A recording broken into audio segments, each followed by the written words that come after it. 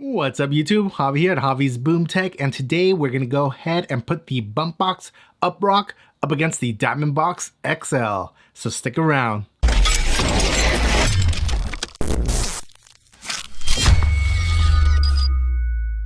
Alrighty, so I know a lot of you guys have been asking me, how does the UpRock compare to the Diamondboxx XL when it comes to sound? Obviously the quality and of course the bass response. I'll go ahead and let you guys listen to a couple sound samples of each speaker, and I'll also throw in a bass heavy song. That way you can get a good idea for the bass response that you're getting from each speaker. Now, if this is your first time here on JBT and you're looking for a more in-depth review of each of these speakers, I'll go ahead and link it down below in the description of my original review video of each of these speakers. So be sure to check that out. But without further ado, guys, let's go ahead and get into the sound testing. We'll go ahead and start with the UpRock first.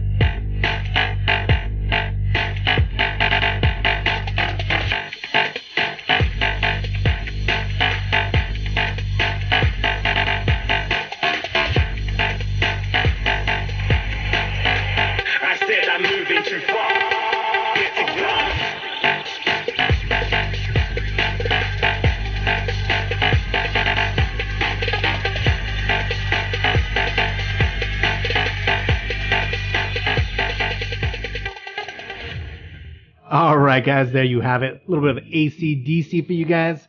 A lot of people have been asking me to use a little bit of rock. Unfortunately, finding good rock songs, in fact, finding any good songs that are non-copyrighted is quite a task. YouTube is pretty strict on their copyright laws when it comes to music or copyright rules. Most of the time, they do let you use it. However, any revenue that the video does generate goes to whoever owns the rights. Now, while my videos are definitely not generating anything near enough for me to quit my day job, it still is a little something that does help out with the channel. However, today I was just feeling AC/DC and I said, what the heck, let's do this. So I hope you guys enjoyed that. But anyways, back to the speakers. I'm sure you gathered from that sound test that the Diamondboxx XL, once again, with its bass response, is just second to none.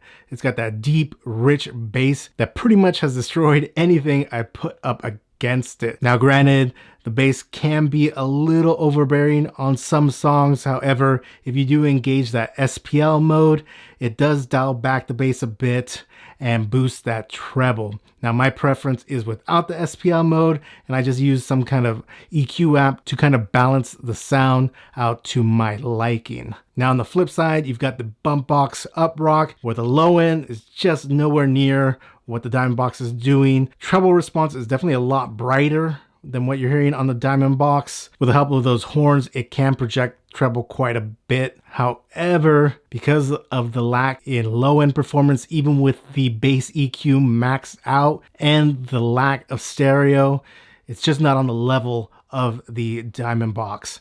Now, that being said, it does get crazy loud. Now, I haven't officially measured the dB level. However, just from listening to the Diamondboxx and the UpRock does seem to be a bit louder. Now, price-wise, with the Diamondboxx XL, you're looking at about $1,700 last time I checked. In fact, I believe they have the XL2 now, which is a little bit more powerful.